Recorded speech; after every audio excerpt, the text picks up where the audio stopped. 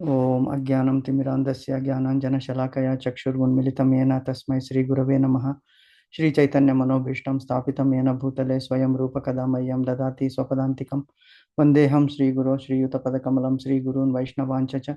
శ్రీరూపం సాగ్రజాతం సహగణ రఘునాథాన్వితం తం సజీవం సాద్వైతం సావధూతం పరిజనసహితం కృష్ణచైతన్యదేవం శ్రీరాధాకృష్ణపాదాన్ సహగణ లలితా శ్రీవిశాఖాన్వితాంశ.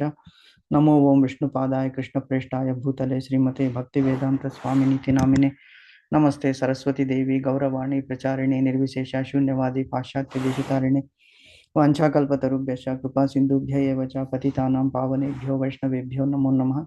नमो महावदान्याय कृष्ण प्रेम प्रदायते कृष्णाय कृष्ण चैतन्य नामने गौरत्विषे नमः. हे कृष्णा करुणा सिंधो दीनबंधो जगतपते गोपेश गोपिका कांता राधा कांत नमोस्तुते. तप्त कांचन गौरांगी राधे वृंदावनेश्वरी वृषभानुसुते देवी प्रणमामि हरिप्रिय. नीलांचल निवासाय नित्याय परमात्मने बलभद्र सुभद्राय जगन्नाथाय ते नमः. जय श्री कृष्ण चैतन्य प्रभु नित्यानंद श्री अद्वैत गदाधर श्रीवासादि गौर भक्तवृंद. हरे कृष्ण कृष्ण कृष्ण हरे हरे हरे राम राम राम हरे हरे. हरे कृष्ण कृष्ण कृष्ण हरे हरे राम राम राम हरे हरे. हरे कृष्ण कृष्ण कृष्ण हरे राम राम हरे हरे. एकं शास्त्रं देवकी पुत्रगीतम् एको देवो देवकी पुत्र एव च. एको मन्त्रस्य तस्य नामानि यानि कर्मस्य एकं तस्य देवस्य सेवा. हरे कृष्ण कृष्ण कृष्ण हरे राम राम हरे हरे. हरे कृष्ण. హరే కృష్ణ ప్రభుజీ. హరే కృష్ణ మాతాజీ.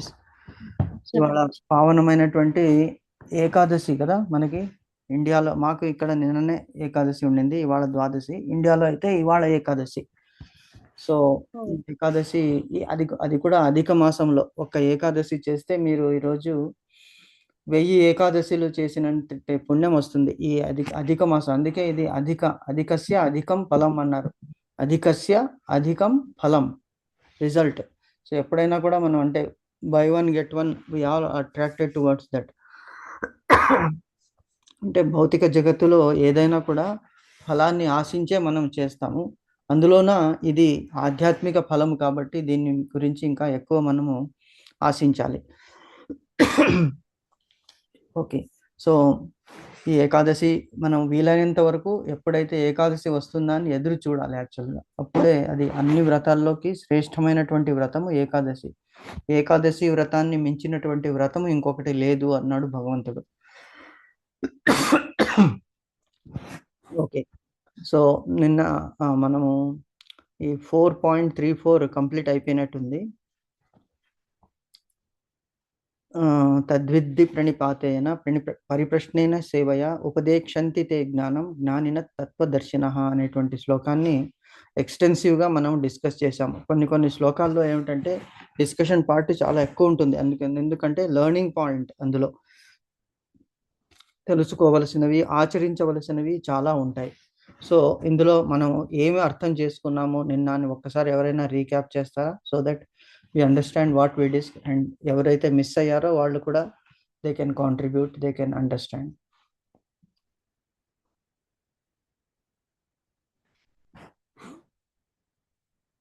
మనకి దీనివల్ల ఏం అర్థమైంది నిన్న?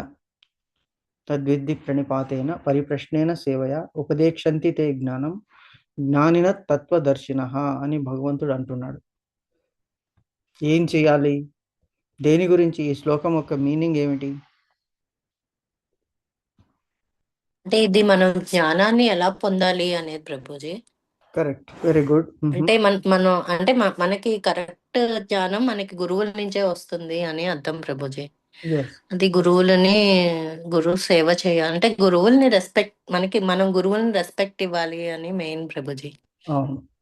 ఓకే. సో మనం వాళ్ళ దగ్గర నుంచి నేర్చుకున్న జ్ఞానాన్ని అంటే మనం కరెక్ట్ గా మనం ఒక క్వశ్చన్స్ పరిప్రశ్నేనా అని కూడా చెప్పారు నిన్న. అంటే మంచి ప్రశ్నలతో మనం ఆ జ్ఞానాన్ని మళ్ళీ గురువుల నుంచి మనకి డౌట్స్ ఏమైనా ఉంటే అది కూడా తెలుసుకోవచ్చు అని. కరెక్ట్ మాతాజీ. ఎటువంటి జ్ఞానం మాతాజీ? ఇక్కడ జ్ఞానం అంటే ఎన్నో జ్ఞానాలు ఉన్నాయి కదా. అంటే ఇక్కడ జ్ఞానము జ్ఞాన యోగము అని చెప్తున్నారు ప్రభుజీ. అది వెరీ గుడ్. అంటే భగవంతుని గురించిన జ్ఞానాన్ని, ఆ తత్వజ్ఞానాన్ని మనం గురువుల నుంచి నేర్చుకోవాలి అని చెప్పి. అవును. అంటే మనం చదివినా అది ఒక్కొక్కళ్ళు ఒక్కొక్కలాగా అర్థం చేసుకోవచ్చు. కానీ కరెక్ట్‌గా ఏది అనేది బాగా తెలిసిన గురువులే మనకి చెప్పగలుగుతారు అని ప్రభుజీ. అవును. Very good. యెస్. అంటే వెరీ మీరు గుడ్. చాలా ఎగ్జాంపుల్స్ చెప్పారు గానీ, ఐ ఆ! వాంట్ టు టెల్ మన క్లాస్ కూడా అందుకొక ఎగ్జాంపుల్ ప్రభుజీ. హరి బోల్. అంటే మేము బుక్ చదవచ్చు కానీ మాకేం అర్థం అవ్వదు. సో, ఆ! Through you we are getting that knowledge Prabhuji. కృష్ణుని గురించి అన్నీ తెలుసుకుంటున్నాం. గురు పరంపర Mataji. Basically it is guru అవును. పరంపర. అండ్ అందులో ఏమిటంటే as it is. We should not add anything. Examples చెప్పొచ్చు. కానీ ఎగ్జాంపుల్స్ ఒక్కొక్కరికి ఒక్కొక్క విధంగా అర్థమవుతుంది. కానీ ఆ క్లారిఫికేషన్ అనేటువంటిది కావాలి. అది క్వెషన్స్ అడగాలి యాక్చువల్‌గా. పరిప్రశ్న అంటే మనం ఇంతవరకు ఎందుకు అంటే మనం ఓన్లీ వన్ సైడెడ్‌గా ఉండకూడదు. ఏదైనా ఇది మనకి it is not like A class room. Class రూమ్‌లో ఏంటంటే టీచర్ చెప్పింది మనము నోట్ చేసుకుంటాం. ఎక్కువ క్వెషన్స్ వేయకని టీచర్ దండించేస్తాడు. ఎందుకంటే అతడు he has to cover that portion. అనవసరంగా అంటే ఒక్క పర్సన్ గురించి మిగతా 40 మంది, 50 మందికి టైం వేస్ట్ చేయదలుచుకోకుండా అక్కడ సిలబస్ కంప్లీట్ చేస్తారు. కానీ ఆధ్యాత్మిక జగత్తులో అలా కాదు. ఈవెన్ ఆ one person is also very important. ఎందుకంటే ఇప్పుడు మనం ఒక గ్రూప్‌లో ఉన్నది. అప్పుడు ఏం చేయాలి? మిగతా స్టూడెంట్స్‌ని అడగాలి.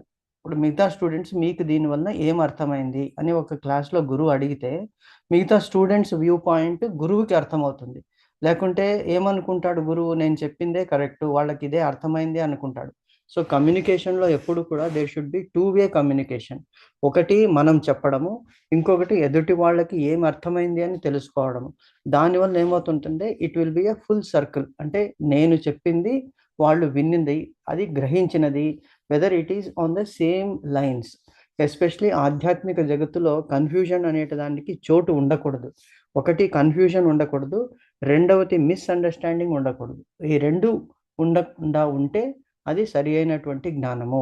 మీరు కరెక్ట్‌గా చెప్పారు. అంటే తత్వజ్ఞానము. ఒక తత్వజ్ఞానం అంటే ఇక్కడ 2 ఉన్నాయి. తత్వజ్ఞానం ఒకటి ఆత్మ. అందుకే ఆత్మానుభూతి అంటాడు చూడండి. ఫస్ట్ వర్డ్ ఏమున్నది? ఆత్మానుభూతి మార్గము నిస్సందేహముగా కఠినమైనది.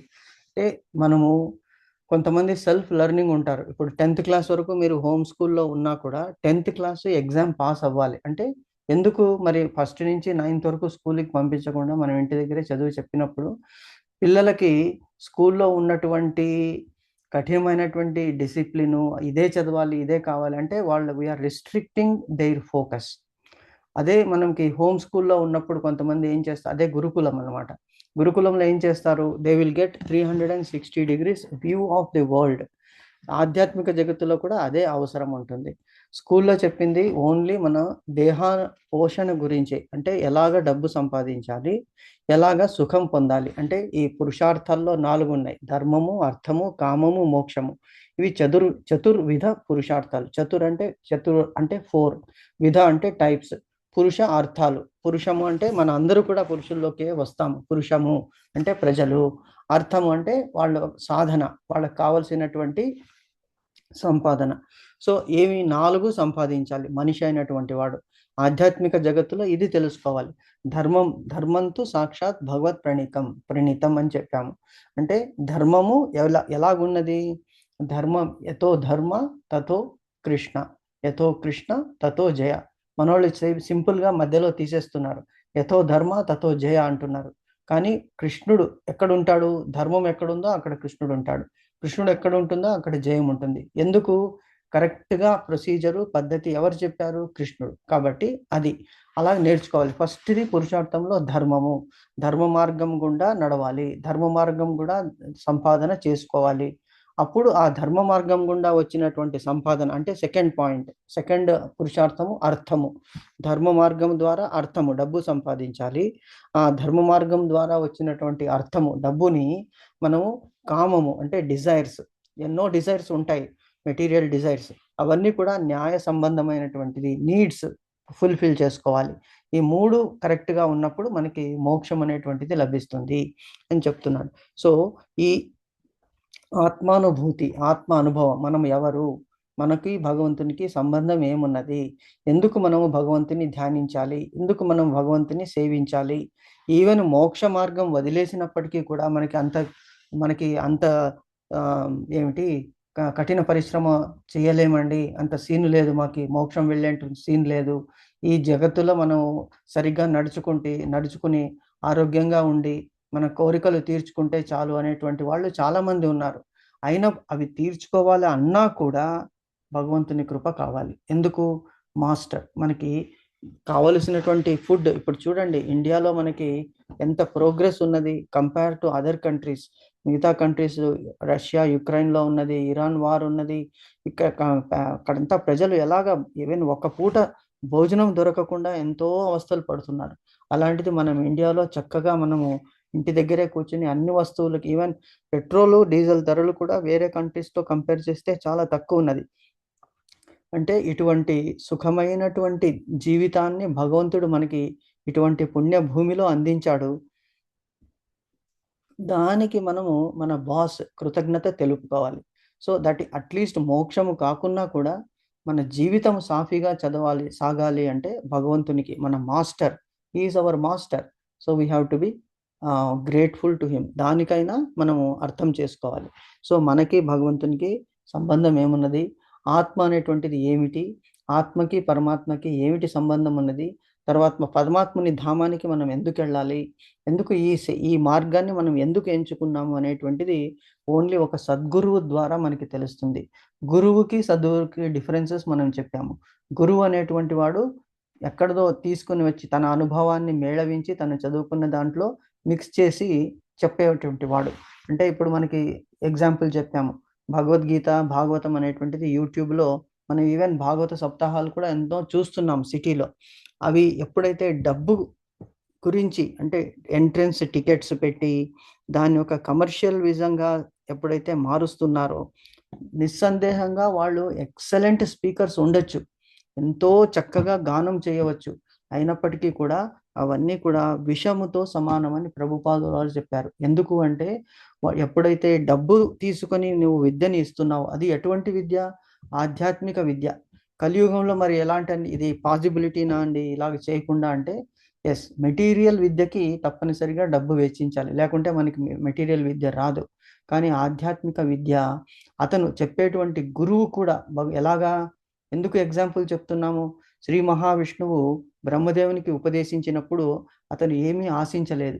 అలాగే బ్రహ్మదేవుడు నారద మహర్షికి, నారద మహర్షి వ్యాసదేవునికి, వ్యాసదేవుడు శుక మహర్షికి, శుక మహర్షి పరీక్షిత్తుకి, అలాగా పరీక్షిత్తు నుంచి ఆ సభలో విన్నటువంటి సూత మహాముని శౌనకాది ఋషులకు, వాళ్ళందరూ కూడా లోకానికి వ్యాస భగవానుడు ఎందుకు ఇలాగా వేదాలని విభజించాడు, శ్రీమద్ భాగవతాన్ని ఎందుకు రచించాడు, ఏమి ఆశించి అంటే ముందు చూపుతో కలియుగంలో ప్రజలకి మంచి చేయాలి. అతను ఏ ఉద్దేశము? అందరూ బాగుపడాలని. అక్కడ అర్థాన్వేషణము లేదు, డబ్బు గురించి ఎక్కడా ప్రసక్తి లేదనమాట. సో ఎప్పుడైతే డబ్బుతో ప్రసక్తి అందుకే ఇప్పుడు చూడండి, ఈవెన్ టెంపుల్స్ మనం వెళ్తున్నాము, కొన్ని టెంపుల్స్లో విపరీతమైనటువంటి ఎంట్రన్స్ చాలా అట్రాక్టివ్గా ఉంటుంది. మీరు బృందావనంకి వెళ్తే అక్కడ ప్రేమ మందిరం అని ఒకటి ఉంది, అది చాలా చక్కగా మార్బుల్స్తో చేశారు. అక్కడ ఎంట్రీ టికెట్స్ ఉన్నది. అంటే దేవుడి దేవాలయానికి వెళ్ళాలంటే మనం డబ్బులు ఇవ్వాల్సిన అవసరం లేదు. ఎంతోమంది దాన ధర్మాలతో మహాత్ములు అది కట్టించి ఉంటారు. అది మెయింటెనెన్స్ చేయాలి అంటే ఆల్రెడీ వాళ్ళకి ఒక ట్రస్ట్ అనేటి ఉంటుంది. ఆ ట్రస్ట్ వలన వాళ్ళు దానికి ప్రజలకి సేవ చేయాలి. కానీ ప్రజలతో వచ్చినటువంటి డబ్బు దాన్ని వెచ్చించి అది ఏదో వినోదాత్మకం గురించి కమర్షియల్గా గురించి చేస్తే అక్కడ ఆ మహత్యం అనేటువంటిది అందులో ఉండదు. అది చేయడం కూడా తప్పు అని మనకి చాలామంది గురువులు బోధిస్తారు. అందుకే ఆధ్యాత్మ అన్వేషణ, ఆత్మ అనుభూతి, ఇవి రెండు మనం సాధించాలి అంటే మనము ఒక సద్గురువు దగ్గరికి వెళ్ళాలి. సద్గురువు అంటే ఎవరు? అతడు యాజ్ ఇట్ ఈస్, ఉన్నది ఉన్నట్లు చెప్పి భగవంతుని సందేశాన్ని మనకి అందించేటువంటి వాడు. అందరూ కూడా ఉద్యమించాలి. అందుకే మనకి ఈ కృష్ణ భావనామృతంలో మీరు ఏ టెంపుల్కైనా వెళ్ళండి, అక్కడ ఎంట్రన్స్ ఫీ అనేటువంటిది ఉండదు. అక్కడ ఇంతటి రష్ ఉండదు, ఇంతటి కమర్షియలైజేషన్ అనేటువంటిది ఉండదు. So everybody can approach, everybody can go. అక్కడ ప్రజలకి ప్రసాదం అనేటువంటిది పంచి పెడతారు. ఎందుకు? చాలామంది దాతలు అదే ద్రవ్య యజ్ఞంతో వాళ్ళు అందరికీ అందుబాటులోకి ఆ వసతులని అందిస్తారనమాట. సో అన్నిటిలోకి శ్రేష్టమైనటువంటిది జ్ఞానయజ్ఞము. ఈ జ్ఞానయజ్ఞం మనం చేసి మనకి జ్ఞానము రావాలి అంటే ఒక సద్గురువు ద్వారా ఒక సద్గురువుని చక్కగా సేవించి ఆ సద్గురుని ప్రేమకు మనం పాత్రులం అవ్వాలి. ఆ సద్గురువుని మెప్పించినప్పుడు ప్రేమతో మనకి ఎలాగైతే ఒక కుండ నిండినప్పుడు ఏమవుతుంది, ఆ నీళ్లు కానీ పాలు కానీ పొంగుతుంది. అలాగే గురువు హృదయంలో నుంచి శిష్యుడి మీద అటువంటి కరుణ, అటువంటి ప్రేమ పొంగి పొరలి గురువు తన శిష్యునికి తన కుమారునిలాగా కుమార్తెలాగా విద్యని బోధిస్తాడు. అది నిష్కల్మషమైనటువంటి ప్రేమ, నిష్కలమైనటువంటి ఒక భావన. వాళ్ళ సంబంధము, గురు శిష్యుల సంబంధం అలాగుంటుంది. అదే మనకి శ్రీకృష్ణుడు సాందీపని ముని దగ్గర చూపించాడు, శ్రీకృష్ణ బలరాములు. సో అటువంటి దాన్ని మనము అలవర్చుకోవాలి అనేటువంటిది. ప్రశ్న, పరిప్రశ్న. ప్రశ్న అంటే క్వశ్చన్, పరిప్రశ్న వినయంగా మనకి తెలియని దాన్ని గురువుతో తెలుసుకోవడాన్ని పరిప్రశ్న అనేటువంటిది నిన్న మనము డిస్కస్ చేసాం. ఇవన్నీ చేసినప్పుడు ఏమవుతుందంటే గురువు లైఫ్ ఆల్సో ఈజ్ సక్సెస్ఫుల్. గురువు ప్రతి ఒక్కళ్ళ లైఫ్ కూడా మనం 3 క్వశ్చన్స్ వేసుకోవాలని చెప్పాం కదా. Who am I? మనకి లీజర్ టైమే ఉండదండి. అసలు పడుకుంటే చాలు, నైటు ఎప్పుడు పొద్దునుంచి రాత్రి వరకు పనులు. అంటే వీ షుడ్ ప్లాన్ అవుట్. ఈ పని చేస్తున్నాము, దీనివల్ల ప్రయోజనం ఏమిటి? అలాగే అందరికీ డిస్ట్రిబ్యూషన్, డెలిగేషన్ అనేటువంటిది ఇంట్లో మనం నేర్పించాలి. అన్నీ మన మీదే వేసుకుని మనమే పని చేసామనుకోండి, ఇంట్లో కానీ ఆఫీస్లో కానీ, అప్పుడు ఏమవుతుంది, దెర్ ఈస్ వన్ పోర్షన్. మన హోల్ సర్కిల్ లైఫ్ ఒక 360 డిగ్రీస్ అనుకుంటే అందులో ఒక పోర్షన్ మనది అనేది ఒక 1/4 క్వార్టర్ అనుకోండి. సెకండ్ క్వార్టర్ మన family, third quarter society, fourth quarter అనేటువంటిది స్పిరిచువల్. ఈ 4 క్వార్టర్స్ మనిషి యొక్క 360 డిగ్రీస్ ఈ సర్కిల్లో ఫుల్గా అయితేనే మనిషి జీవితం పరిపూర్ణం అవుతుంది. అందుకే పూర్ణము, పరిపూర్ణము. పూర్ణం అంటే కంప్లీట్, పరిపూర్ణం అంటే టోటలీ కంప్లీట్ అవుతుంది అనమాట. లేకుంటే మళ్ళీ ఆ చక్రంలోకి రావాలి. అందరికీ మనం సేవ చేస్తున్నాము, కానీ మనము భగవంతునికి సేవ చేయడంలో, అంటే మన ఆత్మకి తృప్తిపరచడంలో మనం ఎంత టైం వెచ్చిస్తున్నాం అనేటువంటిది ఆలోచించాలి. కాబట్టి ఆ మార్గాన్ని అన్వేషించడంలో మనము గురువుని ఆశ్రయించి మనము అట్లీస్ట్ రోజుకి ఒక 30 మినిట్స్, అంటే మనం ఎక్కువ అడగడం లేదు, 30 మినిట్స్ మనము ఒక సాధన అనేటువంటి దాన్ని చెయ్యాలి. గురువు ద్వారా ఇవన్నీ కూడా సిద్ధం అవుతుంది. ఆత్మకి పరమాత్మకి సంబంధం ఏమిటి? ఆత్మ హూ యామ్ ఐ? నేను ఏమిటి అసలు? హూ యామ్ ఐ అంటే ఈ ఆత్మ ఎన్నో జన్మలు తీసుకుని ఈ జన్మ మనకు వచ్చింది. సో ఈ జన్మ చాలా ఉత్కృష్టమైనటువంటి మానవ జన్మ. ఆ మానవ జన్మలో భగవంతుడు మనకి అన్ని అవసరాలని పూరించాడు. మరి అటువంటి పరమాత్మకి మనం కృతజ్ఞత చెప్పాలి. అండ్ మన పర్పస్ ఏమిటి, లైఫ్లో మన పర్పస్ ఏమిటి అని తెలుసుకోవాలి. సో తెలుసుకోవడానికి ఆ first question who am I. Second, what is my goal? అంటే నేను ఎక్కడికి చేరుకోవాలి, ఏమిటి నా గోలు? ఈ జన్మలో వీలైనంత వరకు ఆధ్యాత్మిక సాధన చేయాలి. ఒకవేళ లక్కీ, మనం ఫార్చునేట్ అయితే ఈ జన్మయే మనకి లాస్ట్ అవ్వచ్చు, నెక్స్ట్ జన్మ అంటూ లేకపోవచ్చు. అరే ఏమిటండి ఇలాగ అంటున్నారంటే భౌతికవాదులు అంటారు, అసలు అందుకే మీ దగ్గరికి రాకూడదు, మీరు నెక్స్ట్ జన్మ వద్దు అని అంటున్నారు. అసలు నెక్స్ట్ జన్మ బాగుండాలని కోరుకోవాలి, కానీ మీరు ఎందుకు ఇలాగ అంటున్నారు అని వాళ్ళు క్వశ్చన్ చేస్తారు. నెక్స్ట్ జన్మ బాగుండాలి అంటే నెక్స్ట్ జన్మ అనేది ఏమిటి? Higher class. ఈ క్లాస్ 6th క్లాస్ నుంచి 7th క్లాస్కి వెళ్ళాలి అంటే 6th క్లాస్లో బాగా చదివి ఎగ్జామ్ రాస్తేనే 7th క్లాస్కి వెళ్తాము. లేకుంటే ఎలాగ వెళ్తాము? కాలేజీకి వెళ్ళాలి అంటే మనము SSC 10th క్లాస్ కరెక్ట్గా పాస్ అవ్వాలి. మరి దానికి ఎఫర్ట్ చేయాలి. ఎఫర్ట్ చేయకుంటే ఎలాగొస్తుంది? ఒకేసారి PhD రావాలంటే కుదరదు. సో మెట్టు ఎక్కుతూ పోవాలి. దానికి సాధన అవసరము. కోరుకోవాలి వీలైనంత వరకు. చాలా ఎక్స్ట్రాడినరీ బ్రిలియంట్ స్టూడెంట్స్ ఉన్నారనుకోండి, చాలా పరిశ్రమ చేస్తారు, మంచి తెలివివంతులు. అలాంటి వాళ్ళకి నెక్స్ట్ మనం చూస్తున్నాం ఇప్పుడే చైల్డ్ ప్రాడిజీస్ చూస్తున్నాం. ఇప్పుడు ఎంతోమంది వచ్చేస్తున్నారు. సో వాళ్ళకి ఏమిటి, అన్ని క్లాసులు చదవాల్సిన అవసరం లేదు, already they are well qualified. So డైరెక్ట్గా మనం చూసాము, 11 ఏళ్ల బాలుడు మహారాష్ట్రలో 10th క్లాస్ రాశాడు. వాళ్ళకి ఆశ్చర్యమైంది. అంటే హి was able to solve every problem without going through any of the text books. అది పూర్వజన్మలో అతను చేసుకున్నటువంటి పుణ్యము. అంటే అలాగ వచ్చేస్తుంది, భగవంతుడు ఇచ్చేస్తాడు. ఎక్సెప్షన్స్ మనం చూస్తున్నాము. సో మనము కూడా ఒక ఎక్సెప్షన్ కావాలి అంటే ఎక్స్ట్రాడినరీ ఎఫర్ట్ మనం పెట్టాలి అనేటువంటిది దీంట్లో మనము తెలుసుకోవాలన్నమాట. సో ఒక గురువు ద్వారా క్వశ్చన్స్ పరిప్రశ్నలు అడుగుతూ, క్వశ్చన్స్ అంటే వినమ్రంగా గురువుతో తెలుసుకుని దాన్ని మళ్ళీ మళ్ళీ మననము చేసుకోవాలి. క్వశ్చన్ అడిగి మర్చిపోవడం కాదు, ఏమిటి మనం డిస్కస్ చేశాము. Notes sometimes we have to take notes. ఎందుకంటే మనము విన్నది ఏం చేస్తాము, విన్నది మనకి కేవలం 10% మెమరీలో ఉండిపోతుంది. అదే మనం నోట్ చేసుకుని చదివామనుకోండి 70% ఉంటుంది. నోట్ చేసుకుని మనం మళ్ళీ చదివింది మళ్ళీ ఇంకొకరికి వినిపించామనుకోండి, అది 100% కాదు, అది 1000% మనకి ఇంప్రూవ్ అవుతుంది. ఎందుకు, మనం అక్కడ చక్కగా మనం వాళ్ళకి చెప్పాలి, తప్పులు చెప్పకూడదన్నతో మనం మళ్ళీ మళ్ళీ పరిశ్రమ చేసి దాని గురించి అర్థం చేసుకుంటాము. సో ఇది ఫస్ట్ గురువు యొక్క క్వాలిటీ, సద్గురువు యొక్క క్వాలిటీ. చెప్పిన దానికంటే ముందు అతడు ఆచరించి తర్వాత చెప్తాడు. ఎందుకంటే he knows about the experience. అదే మనకి భగవంతుని ద్వారా, అన్ని గురువుల ద్వారా మనకి లభించేటువంటి జ్ఞానము అనేటువంటిది ఈ శ్లోకంలో మనకి భగవంతుడు చెప్తున్నాడు అనమాట. ఎలాగైతే కృష్ణుణ్ణి అర్జునుడు గురుభావంతో తన ఫ్రెండ్ అయినప్పటికీ, మనకి ఎంతోమంది ఫ్రెండ్స్ ఉంటారు, అందులో కొంతమంది మంచి అడ్వైస్ ఇస్తారు, మంచి డైరెక్షన్స్ ఇస్తారు.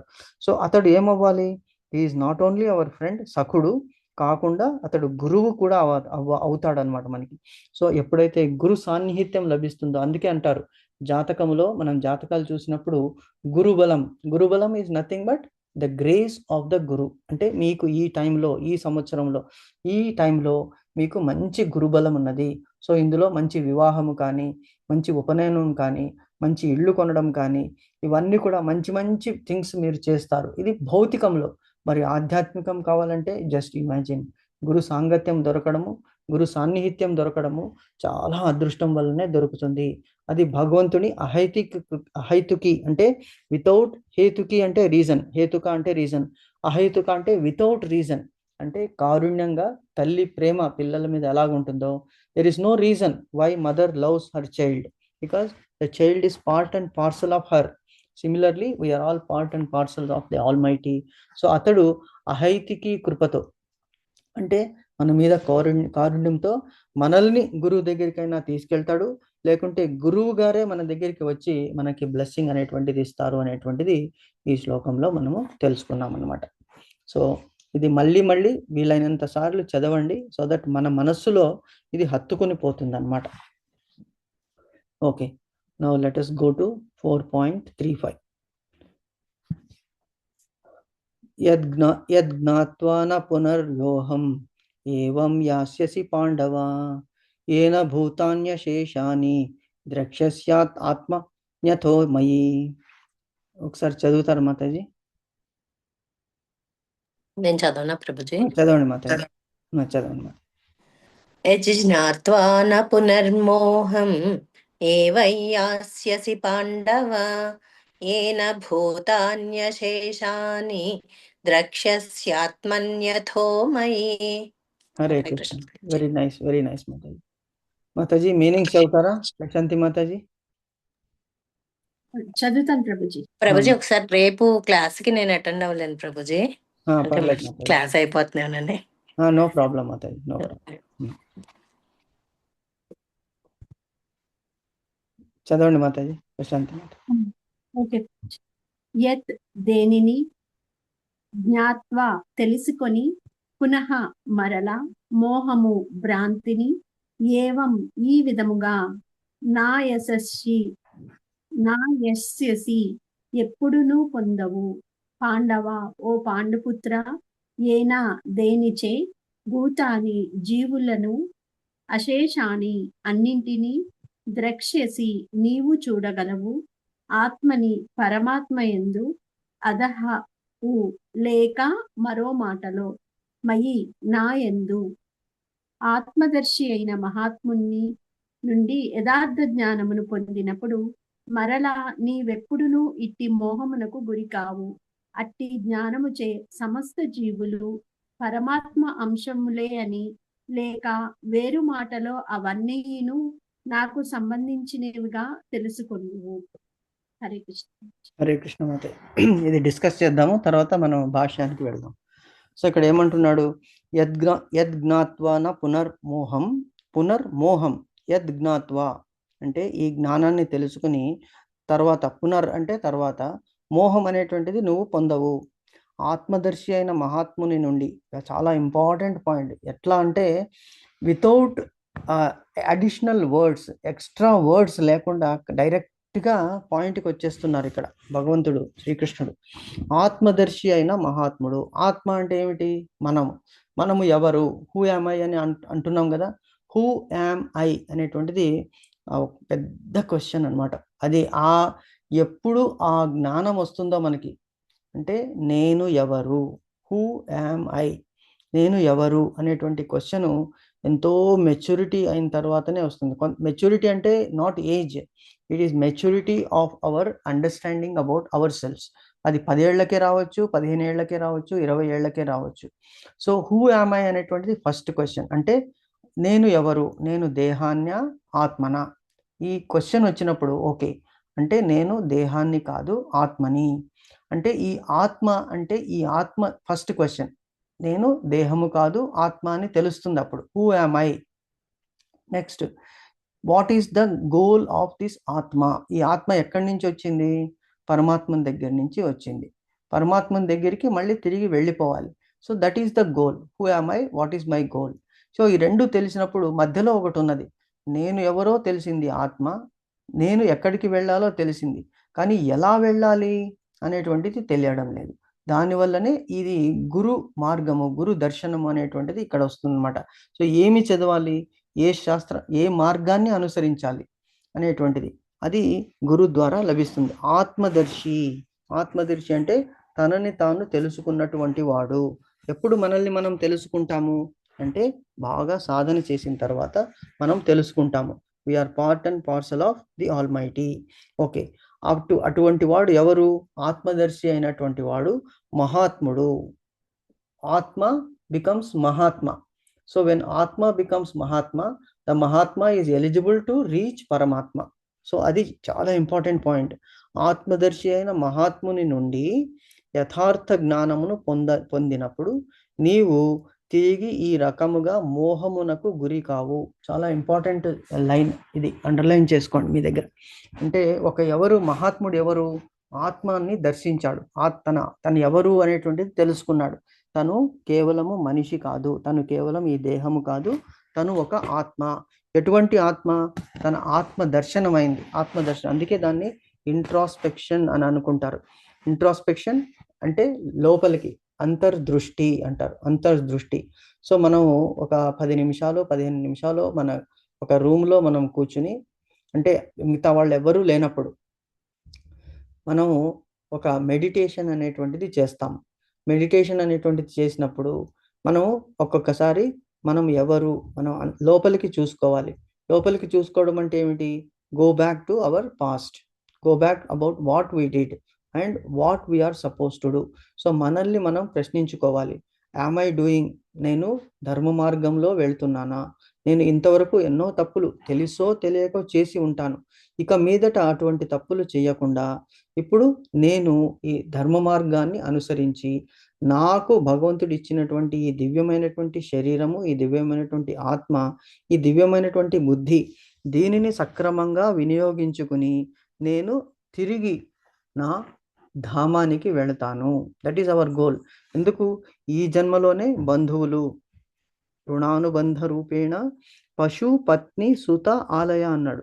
సో నెక్స్ట్ జన్మలో మనం ఎవరు మనకి తెలియదు, నెక్స్ట్ జన్మలో వీళ్ళెవరు మనకి తెలియదు. కాబట్టి ఆత్మ ఉద్ధారం గురించి మనం ట్రై చేయాలి. అది ఎలాగవుతుంది అంటే అప్పుడు మనం మోహాన్ని పొందము. అంటే ఇది కేవలం అర్జునునికే కాదు, మనందరికీ కూడా ఇది ధర్మ సంకటము అంటుంది. మొన్న నాకు ఒక ఇంపార్టెంట్ ఇన్ఫర్మేషన్, అంటే మెసేజ్ మా డిస్కషన్లో దొరికింది. మా అబ్బాయితో డిస్కస్ చేస్తున్నప్పుడు ఇది తెలిసింది. అంటే ఇన్నాళ్ళు అంటే ఎలాగంటే we should be so humble, we should be so modest that we should be able to learn things. మనం అందుకే ice and years should be very very sharp. ఏదో డిస్కషన్ వచ్చినప్పుడు ఎందుకు మనుషుల్లో ఇంతటి మిస్అండర్స్టాండింగ్ ఉంటుంది అంటే మా బాబు చెప్పాడు, మిస్అండర్స్టాండింగ్ అనేటువంటిది ఎందుకు వస్తుందంటే ధర్మ సందేహం వల్ల వస్తుంది. ధర్మ సందేహం కాదు, ఇదేమిటి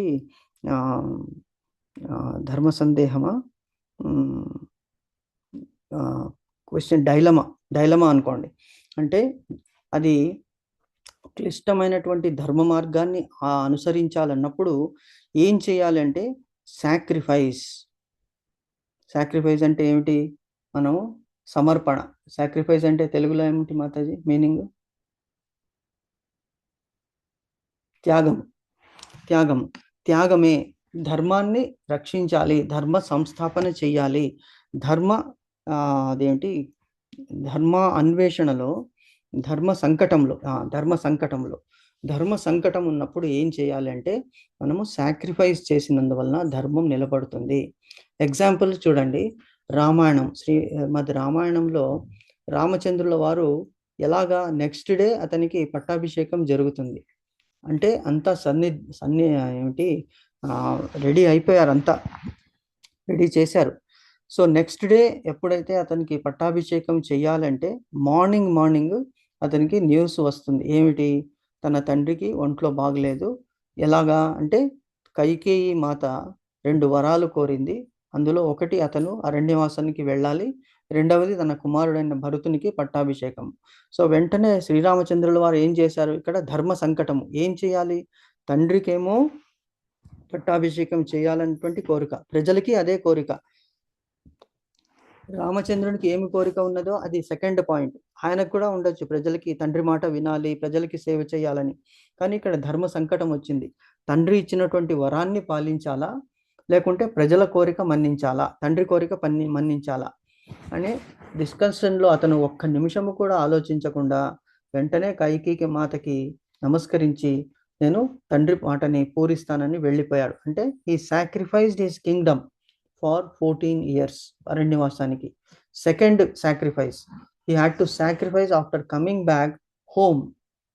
సీతాదేవిని లంకాపురి నుంచి తీసుకుని వచ్చిన తర్వాత అక్కడ ఒక చాకలి నిందకి, అంటే నేను శ్రీరామచంద్రుడు వంటి గొప్పవాడిని కాదు, నిన్ను ఉంచుకోను అని తన భార్యని ఎప్పుడైతే అన్నాడో అప్పుడు శ్రీరామచంద్రుల వారు సీతాదేవి ఇద్దరూ సాక్రిఫైస్ చేశారు. అంటే it is not just only Sriram who sacrificed her.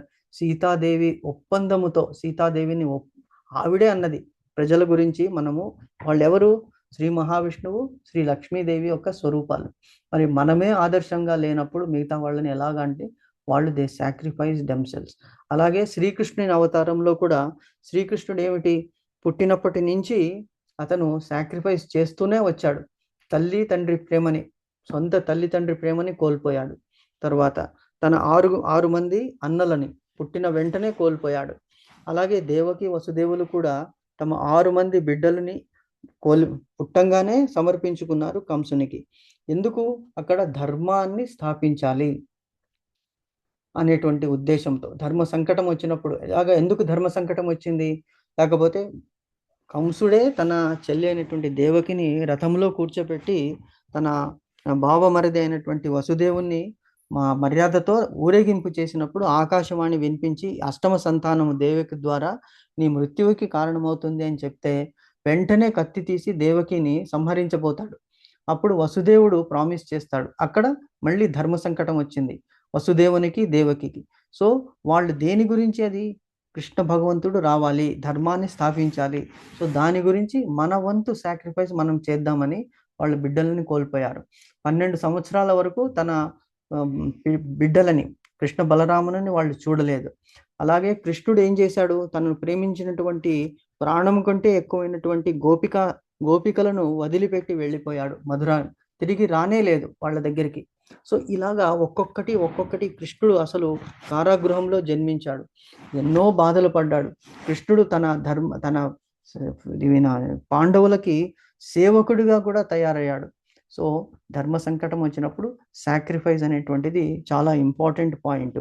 అదే ఈ మహాత్ములు చేస్తారు. ఈ జ్ఞానాన్ని మనం అంటే ఈ మోహానికి గురి కామన్నమాట. మోహం అనేటువంటిది ఏమిటి? 6 అరిషడ్ వర్గాల్లో ఒకటి కామము, క్రోధము, లోభము. 4th వన్ ఈజ్ మోహము, మదము, మాత్సరము. మోహం ఎందుకు వస్తుంది? అటాచ్మెంట్ ద్వారా వస్తుంది. ఇది నాది, ఇది నేను, ఇది నాకు కావాలి, ఇది నాకే కావాలి. నాకు కావాలి అని కోరుకోవడం ఒకటి, నాకే కావాలి అని కోరుకోవడం ఇంకొకటి. సో దీనివల్ల మోహం అనేటువంటిది వచ్చినప్పుడు ఏమవుతుంది?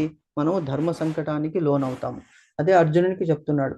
ధర్మ సంకటానికి ఎప్పుడైతే నీకు ఈ ఆత్మ జ్ఞానము, ఆత్మదర్శి అయినటువంటి మహాత్ముని ద్వారా నువ్వు యథార్థ జ్ఞానాన్ని పొందుతావో. యథార్థ జ్ఞానం అంటే ఏమిటి? ఆత్మ వేరు, దేహము వేరు, పరమాత్మ ఆత్మ, దే ఆర్ కనెక్టెడ్. ఈ ద్రోణాచార్యులు, భీష్మాచార్యులు, మిగతా అందరూ కూడా నువ్వు అనుకుంటున్నటువంటి వాళ్ళు కాదు. ఇట్ ఈస్ టెంపరరీ రూపాలు వాళ్ళకి ఇచ్చినటువంటి. ఈ ఆత్మ ఈస్ కవర్డ్ బై దిస్ దేహము. వాళ్ళతో నీకు అంత అటాచ్మెంట్ పొందావు కాబట్టి నువ్వు వాళ్ళని చంపదలుచుకోవడం లేదు. వాళ్ళు అన్యాయంగా, అక్రమంగా కౌరవుల వైపు ఉన్నారు. ఎందుకు? కౌరవుల ఉప్పు తిన్నారు కాబట్టి తప్పనిసరిగా వాళ్ళు అతనికి భృత్యులుగా, సేవకులుగా తయారైపోయారు. So don't see them as your తాత, తండ్రి, గురువు. See them as people who are supporting అధర్మాన్ని సపోర్ట్ చేస్తున్నారు. సో అధర్మాన్ని సపోర్ట్ చేసేవాడు ఎవరైనప్పటికీ కూడా మనము ధర్మాన్ని స్థాపించడానికి వాళ్ళని సంహరించాలి. అలాగే ఇప్పుడు సేవకులు, సైనికులు ఉన్నారు. ఇప్పుడు మనకి బార్డర్లో ఉంది పాకిస్తాన్, ఆఫ్ఘనిస్తాన్, తర్వాత ఇటువైపు చైనా, బంగ్లాదేశ్. ఇవన్నీ కూడా ఏమిటి? ఈవెన్ బంగ్లాదేశ్కి మనమే సపోర్ట్ చేసి స్వతంత్రాన్ని ఇప్పించాము. ఇప్పుడు వాళ్ళు ఎలా చేస్తున్నారు? అక్కడ ఉన్నటువంటి సాధువులు, మన హిందువులు, ఇస్కాన్లో ఇప్పటికి ఆల్మోస్ట్ 3-4 ఇయర్స్ నుంచి మనకి అక్కడ ఒక ప్రభు గారు, ఇస్కాన్ ప్రభుని జైల్లో పెట్టారు వాళ్ళు. అంటే నానా హింసలు పెడుతున్నారు. See their sacrifices. వాళ్ళు ధర్మాన్ని స్థాపించడానికి ఎంతవరకు అయినా వెళ్ళగలరు. We are not asking all of us to do that. We are asking us to follow ధర్మాన్ని ఫాలో చేయమని చెప్తున్నాం. అంటే ఎందుకు ఇది చెప్తున్నామంటే మోహానికి గురి కారు. ఏ మోహానికి గురి కారు? ఈ దేహం అనేటువంటిది టెంపరరీ, ఎలాగూ పోతుంది. అది పోయేది మంచి సేవలో పోతే మనకి స్వర్గము అంటే మోక్షం అనేటువంటిది దొరుకుతుంది, భగవంతుని సాన్నిధ్యం దొరుకుతుంది అనేటువంటిది ఇక్కడ చెప్తున్నాడు. కాబట్టి నువ్వు మోహానికి గురి కావు, నీ ధర్మాన్ని నువ్వు పాటించగలవు అని చెప్తున్నావు. యథార్థ జ్ఞానాన్ని నీకు నేను ఇప్పుడు ఇస్తాను. ఎందుకనగా అట్టి జ్ఞానము చే నీవు జీవులందరి నీ పరమాత్ముని అంశాలుగా, అనగా అవన్నీ నాకు సంబంధించినవిగా చూడగలుగుదువు అని చెప్తున్నాడు. ఎలాగా అంటే భగవంతుడు ఈశ్వరో హృదయేషే అర్జున తిష్టతి. భగవంతుడు అన్నాడు అందరిలోనే అహం బీజప్రద పిత అన్నాడు. అందరిలోనూ నేనున్నాను, అందరి ఉనికికి కారణము నేను. అంటే మనకి ఎనిమి అయినప్పటికీ కూడా అందులో భగవంతుడు ఉన్నాడు. అక్కడ అదే రూపంలో ఉండి భగవంతుడు అతనితో ఆ పని చేయిస్తున్నాడు. ఎందుకు? అతనికి పుణ్యం ఎక్కువైనప్పుడు అతనితో పాపం చేయించి దాన్ని సరి సమానంగా చేయాలి. ఇంకొకరిలో పాపం ఎక్కువైనప్పుడు పుణ్యము చేయించాలి. సో రెండూ భగవంతుడే చేయిస్తున్నాడు. కాబట్టి నువ్వు నీ కర్తవ్యాన్ని చేయి. నువ్వు ఏం కర్తవ్యం ఏం చేయాలి? నీ వర్ణాశ్రమ ధర్మాల ద్వారా మోహానికి గురి కాకుండా జ్ఞాన కర్మ సన్యాస యోగాన్ని నువ్వు చేయాలి. జ్ఞానం అంటే తెలుసుకో. ఏం తెలుసుకోవాలి? జ్ఞానము, తత్వజ్ఞానము. నెక్స్ట్ కర్మ, నీకు ఉద్దేశించినటువంటి వర్ణాశ్రమ ధర్మంలో నీకు ఉద్దేశించినటువంటి కర్మ. సన్యాసము, దట్ ద ఫలితము నాకు అంటదు. ఎందుకు?